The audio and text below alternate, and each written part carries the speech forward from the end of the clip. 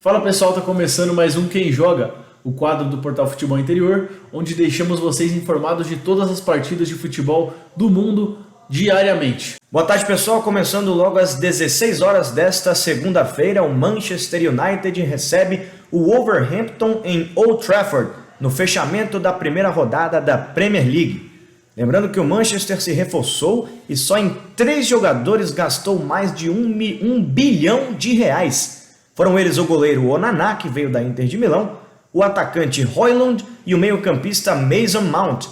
Para esse jogo, o Højlund está fora porque se queixou de dores nas costas e não será relacionado para esta rodada. Onana e Mount estão à disposição do treinador Erik ten Hag. E para essa partida contra o Wolverhampton, o Wolves chega com novidade. Trocou de treinador na última rodada. Lopetegui saiu e entrou Gary O'Neill, novo treinador do Wolverhampton. O atacante brasileiro Matheus Cunha é dúvida para o jogo de hoje. Uma lesão muscular deixou ele fora dos últimos treinos e aí Gary O'Neill ainda não sabe se vai poder contar com o brasileiro para a partida.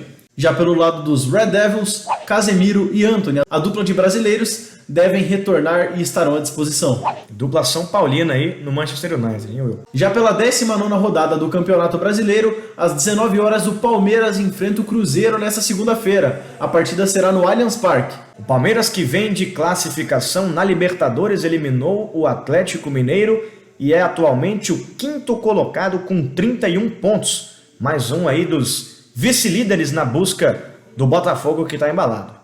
Lembrando que o Cruzeiro é melhor visitante do que mandante, né? Sendo que só perdeu uma de suas partidas fora de casa para o Corinthians. Pois é, Will, mas por outro lado, já são 4 rodadas sem vitória e hoje ocupa a 12ª colocação com 24 pontos conquistados. E o grande possível desfalque do Palmeiras é Zé Rafael, que não atuou 100% na última semana durante os treinos, portanto é dúvida para a partida contra o Cruzeiro. Exatamente, Will Castro, então vamos para a provável escalação do Palmeiras para o jogo desta noite.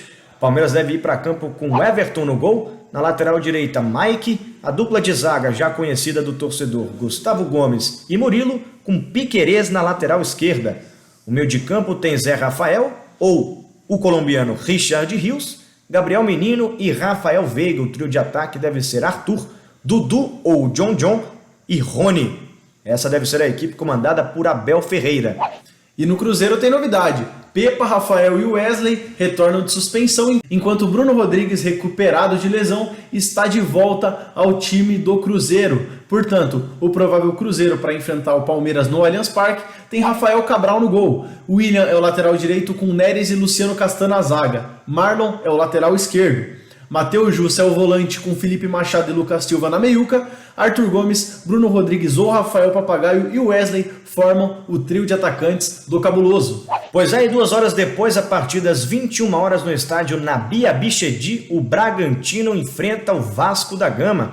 O Bragantino, que vem de eliminação para o América Mineiro nos pênaltis nas oitavas de final da Copa Sul-Americana, enquanto o Vasco da Gama se recuperou na última rodada, quando bateu o Grêmio por 1-0 e espera seguir vencendo para buscar sair da zona do rebaixamento. Exatamente, Edu. E como está eliminado da Copa Sul-Americana, agora o Bragantino só tem a disputa do Campeonato Brasileiro, onde é o 6º colocado com 31 pontos. E o Vasco, por sua vez, é o 19º com 12. Como você disse, Edu, o Vasco está melhorando e muito disso se deve à chegada do técnico Ramon Dias. Também tem reforços para chegar. Lembrando que o Vasco trouxe o meia Payet, o meia francês que estava no Olympique de Marseille, onde é ídolo. Ele chega na madrugada desta quarta-feira, dia 16, deve chegar em torno das 5h20 da manhã ali no aeroporto do Rio de Janeiro. E o Vasco fez uma campanha de mobilização para a torcida esperar o novo camisa 10 do Vasco da Gama no aeroporto. Lembrando que o atacante Eduardo Sacha sentiu um incômodo, está sob avaliação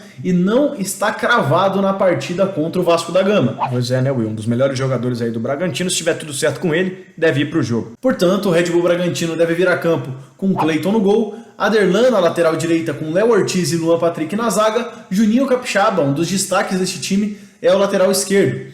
Matheus Fernandes, Lucas Evangelista e Bruninho formam o trio de meio de campo, com Thiago Borbas ou Matheus Gonçalves, Sorriso e possivelmente Eduardo Sacha no ataque do Braga, no ataque do Massa Bruta. É isso aí, Will. E do lado do Vasco, lembrando que Praxedes não pode jogar porque está emprestado pelo próprio Bragantino. E o Vasco tem boa notícia: Jair e Puma Rodrigues estão recuperados de lesão, já relacionados para o jogo. Jair, inclusive, deve começar jogando. Vamos para a provável escalação do Vasco, então. O Vasco vem com Léo Jardim no gol. Pelo lado direito, segue com Robson Bambu. Medel e Léo Pelé fazem a dupla de zaga com Lucas Piton na lateral esquerda. O meio de campo deve ter Jair ou Zé Gabriel, Marlon Gomes na vaga do Praxedes e Paulinho, que estreou muito bem na vitória contra o Grêmio. E o trio de ataque com Orelhano, Gabriel Peck e Sebastián Ferreira. Essa a equipe comandada pelo argentino Ramon Dias. Também no Brasileirão, mas já na terça-feira de futebol, né, às 8 horas da noite, o Atlético Paranaense recebe o Cuiabá na Arena da Baixada, agora Liga Arena, né? Teve os name rights comprados. A data foi alterada pela CBF devido a um ajuste na tabela, né? As competições internacionais aí, competições continentais, teve que ter um ajuste na tabela, portanto essa partida é na terça-feira. E essa partida marca o fechamento da 19ª rodada do Campeonato Brasileiro da Série A. É isso aí, Will, é jogo bom, hein? Jogo de 7º contra o 8º colocado, os dois ali com 28 pontos. E o Cuiabá embalado vem de uma goleada, não sei se é goleada, né, Will? Mas é uma vitória convincente, 3-0 para cima do Flamengo, 4 vitórias seguidas, 6 rodadas sem perder. Cuiabá muito bem sob o comando de Deivinho, vice-artilheiro do Brasileirão, empatado com o Vitor Roque com 8 gols. Lembrando que o primeiro é o Tiquinho Soares, né, que está machucado, mas é o primeiro com 13 gols marcados. Está isolado na artilharia do Brasileirão. Portanto, o Atlético Paranaense deve vir a campo para enfrentar o Cuiabá, o forte Cuiabá, com Bento no gol, Kelvin na lateral direita, Zé Ivaldo e Thiago Heleno são os zagueiros, Esquivel é o lateral esquerdo do CAP. Eric Vidal e Fernandinho formam o meio de campo do Atlético Paranaense, embaçado, né, Edu? Pablo Canóbio e Vitor Roque são os atacantes. Wesley Carvalho, interino, é o técnico. Pois é, o Cuiabá deve ir a campo com o goleiro Walter, Matheus Alexandre na lateral direita, Marlon e Alain Emperiur fazem a dupla de zaga, pela esquerda Wendel.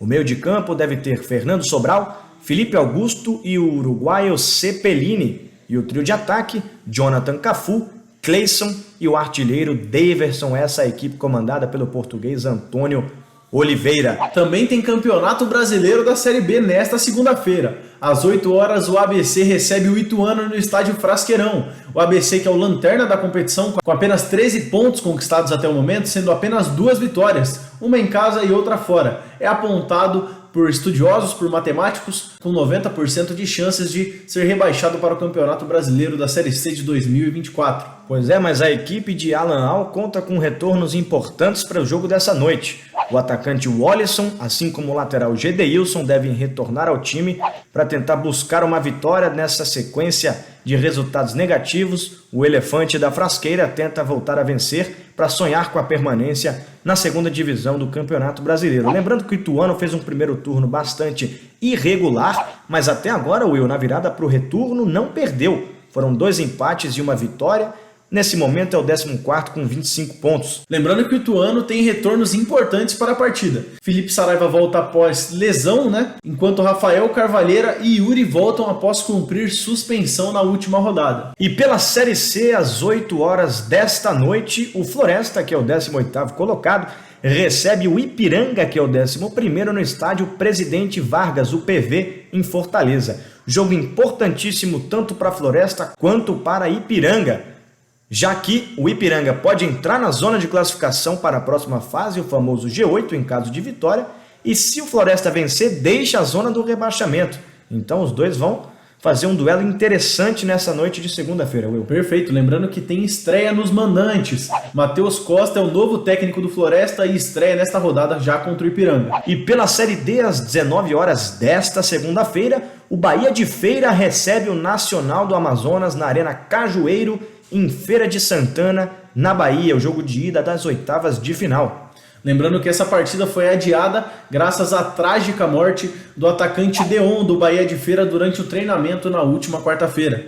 Pois é, o atacante Deon foi vítima de um infarto, não resistiu, acabou falecendo e uma polêmica rodou pelas redes sociais. O Nacional postou uma foto do rachão do clube em que possivelmente seria feita uma brincadeira uma piada com a morte do jogador em que, enfim, foi desmentida pelo próprio Nacional, dizendo que não houve intenção de brincadeira, e a Federação Baiana de Futebol veio a público demonstrar o seu repúdio à atitude do Nacional. O Nacional argumenta que não houve intenção na foto publicada e logo de pronto já foi apagada. Lembrando que apesar de não ter intenção, essa foto já teria sido tirada muito antes da morte do atacante do Bahia de Feira, uma vez que era uma brincadeira constante nos treinamentos do Nacional. Importante esclarecimento, Will, e falando dos times agora. O Bahia de Feira que eliminou o Potiguar de Mossoró na última fase, nos pênaltis. Foi 7-6 no placar dos pênaltis, na disputa de pênaltis, e avançou às oitavas de final, enquanto que o Leão Nacional do Amazonas eliminou o Parnaíba ao vencer por 3-0. O Nacional que tem a segunda melhor campanha geral da competição. Perfeito, Edu. Lembrando que o jogo da volta está marcado já para o próximo sábado, dia 19, às 4 horas da tarde. É isso aí, pessoal. Esse foi o Quem Joga desta segunda-feira, também com o jogo de terça-feira, né? Atlético e Cuiabá, trazendo para vocês as principais informações dos confrontos do dia. Nos vemos no próximo Quem Joga. Até mais. Perfeito, pessoal. Muito obrigado para quem acompanhou. O próximo Quem Joga agora é só na quarta-feira. Vejo vocês lá. Até mais. Falou.